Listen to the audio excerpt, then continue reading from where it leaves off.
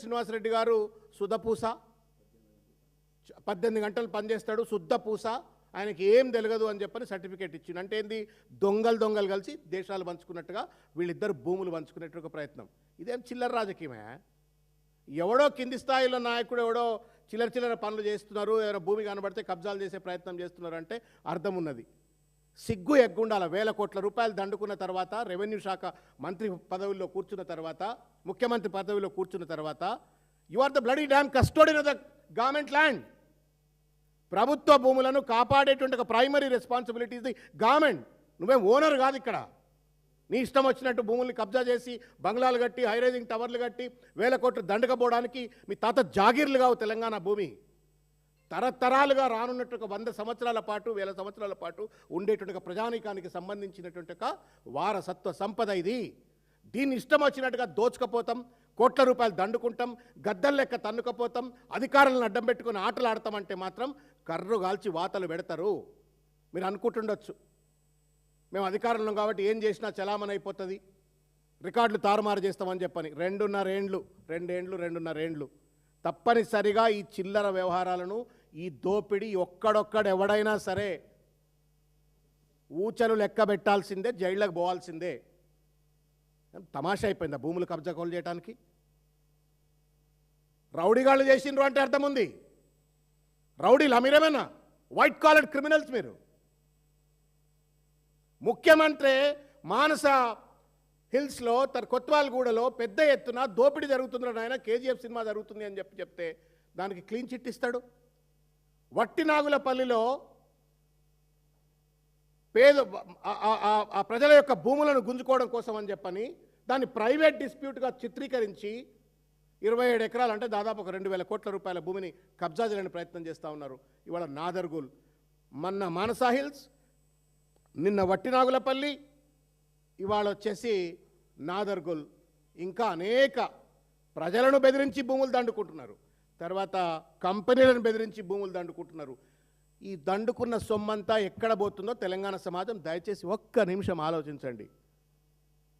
మన రక్త మాంసాలు, మన పిల్లల భవిష్యత్ తరాల భూముల సంపదను దోచుకతిని బీహార్ ఎన్నికల్లో ఖర్చు పెట్టినరు, ఇవాళ కేరళ ఎన్నికల్లో ఖర్చు పెడుతున్నారు. ఇవాళ ఎవడబ్బ సొమ్మిది? ఇదే నా ప్రజాపాలన అంటే? ఇదే నా పారదర్శక పాలన అంటే? ఇదే నా జై సంవిధానం అంటే? ఏ రాజ్యాంగం చెప్పింది భూములను దోసుకుపోయి దొబ్బి మీరు కేరళ ఎన్నికల ఖర్చు పెట్టమని చెప్పని? ఇది మన రక్తం, మన చెమట, మన సొమ్మిది. మన సొమ్మును తీసుకుపోయి కేరళ ఎన్నికల ఖర్చు పెట్టడానికి అత్త సొమ్ము అల్లుడు దానం చేసినట్టుగా రేవంత్ రెడ్డి దోపిడీ సామ్రాజ్యాన్ని కొనసాగించడం కోసం, ఏఐసిసి నుండి ఎండార్స్మెంట్ తెచ్చుకోవడం కోసం మన రక్తమాంసాల నుండి ఉన్నట్టు సంపదనంతా దోచుకుపోయేలా కేరళ, బీహార్లో ఖర్చు పెడతా ఉన్నాడు. ఢిల్లీకి ఏటీఎంగా మారిపోయినరు. ప్రశ్నించినటువంటి వాళ్ళపైన ఇవాళ హరీష్ రావు గారు ఇంకా ఇటువంటి వాళ్ళపైన కేసులు పెట్టి అరెస్టులు చేసి వాళ్ళ ప్రజా సమస్యలను లేవనెత్తకుండా చేస్తూ ఉన్నారు. ఇంత పెద్ద ఎత్తున ఈ దోపిడీకి పాల్పడటం ఇది మాత్రం బహుశా ఒక మంత్రి స్థానంలో ఉండి, జనరల్గా ఏమవుతుంది, కుట్రపూరితంగా ఎవరికి తెలియకుండా ఏదో డాక్యుమెంట్లు దొంగతనాలు చేసుకుంటారు, అది బయటికి రాదు, మీడియా వాళ్ళు ఏదైనా రాస్తే దానిపైన ఏమైనా చర్యలు ఉంటే, ఎంక్వైరీ ఉంటాయి. ఇది నిర్లజ్జతనం అండి. ఇది మానసా హిల్స్ అయినా, కొత్వాల్గూడ అయినా, లేకపోతే నాదర్గుల్ అయినా, వట్టినాగులపల్లి అయినా నిర్లజ్జతనం. మేము బరితెగించి తిరుగుతాం, బట్టలిప్క తిరుగుతాం, మమ్మల్ని ఎవడు అడగొద్దు అన్నట్టున్నది ఈ ప్రభుత్వ వైఖరి. ఇంత పెద్ద ఎత్తున హైకోర్టు తీర్పు అండి ఇది.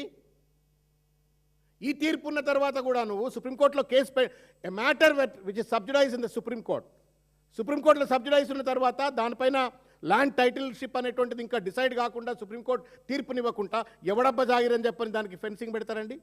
వీడు ఫెన్సింగ్ పెట్టండి సరే, గుడ్డి గుర్రం పళ్ళు అవుతుండా జిల్లా కలెక్టర్? ఏమైనా ఎవడికి బానిసగా పనిచేస్తూ ఉండే జిల్లా కలెక్టరు?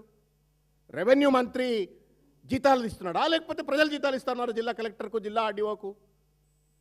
మామూలుడు మీరు పోయిరు ఎక్కడన్నా జిహెచ్ఎంసీలోనో లేకపోతే ఎక్కడన్నా మీరు ఒక చిన్న మీ ఇళ్లల్లో ఒక చిన్న గోడ కట్టరి, వచ్చి కూల్చి పడదుపుతారు.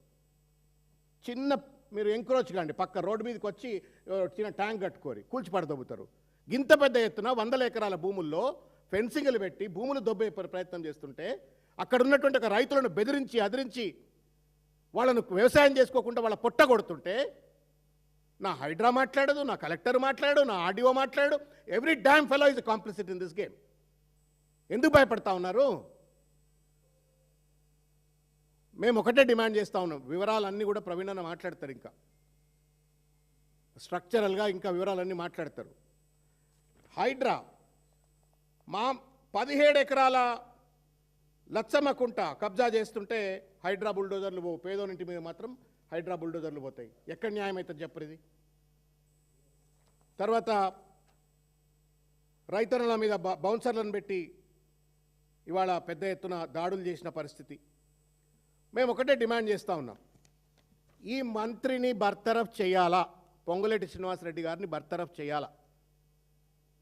He's become a predator, real estate ప్రిడేటర్గా మారిపోయినటువంటి ఒక పొంగులేటి శ్రీనివాసరెడ్డి గారిని బర్తరఫ్ చేయాలా. నేను నిన్న చూసిన ఎక్కడనో సోషల్ మీడియాలో చూసినాను, వాడు కూడా కంపెనీ వాళ్ళట, సిగ్గులేదండి ఇంకా వాళ్ళకు కూడా. రైతులట బ్లాక్మెయిల్ చేస్తున్నారట, రైతులు బ్లాక్మెయిల్ చేస్తున్నారు అని చెప్పని పొంగులేటి శ్రీనివాసరెడ్డి గారికి సంబంధించిన కంపెనీలు ప్రెస్ క్లబ్లో ప్రెస్ మీట్ పెట్టి మమ్మల్ని బ్లాక్మెయిల్ చేస్తున్నారు, మాకు భూములు అప్పనంగా ఇస్తలేరు అని చెప్పని ఇవాళ మాట్లాడుతున్నట్టు ఒక పరిస్థితి. కాబట్టి మంత్రిని బర్తరఫ్ చేయాలా. తర్వాత ల్యాండ్ గ్రాబింగ్ యాక్ట్ కింద not only on the minister but on the collector పైన, ఆర్డీఓ పైన, సంబంధిత అధికారులందరిపైన కూడా ల్యాండ్ గ్రాబింగ్ యాక్ట్ కింద కేసులు పెట్టి వాళ్ళందరినీ కూడా శిక్షించాలని చెప్పని కోరుతా ఉన్నాము.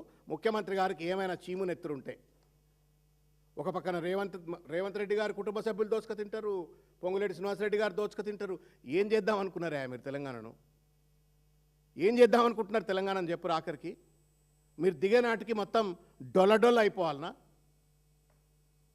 దోపిడీదారుల చేతిలో మొత్తం తెలంగాణ భూములని కబ్జా అయిపోవాలనా అని చెప్పని మేము ప్రశ్నిస్తూ పెద్ద ఎత్తున దీనిపైన విచారణ జరపవలసిన అవసరం ఉన్నది.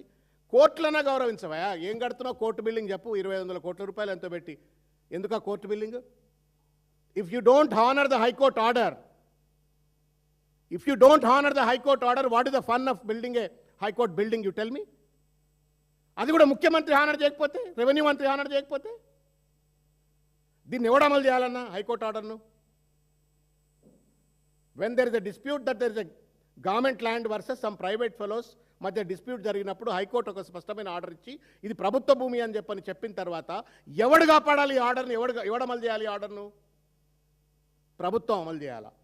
కంచె చేను వేసినట్టు వాడే దోచుకు తింటా ఉంటే కనీసం ముఖ్యమంత్రి అన్నా, మంత్రి తింటారు. ముఖ్యమంత్రి పక్కన పెట్టండి, ఇది collective, cabinet is a collective decision. ఒక్కరు మాట్లాడతారు, తేలిగుట్టే దొంగ లెక్క కూర్చున్నారు క్యాబినెట్ మంత్రులంతా. తేలిగుట్టే దొంగ లెక్క కూర్చున్నారు క్యాబినెట్ మంత్రులంతా. కలెక్టరు, ఆర్డీఓ, హైడ్రా కమిషనర్, మొత్తం క్యాబినెట్ మంత్రులు అంత తోడు దొంగల లెక్క దోచుక తింటా ఉన్నారు ఇవాళ. వీళ్లపైన న్యాయ విచారణ జరగాల.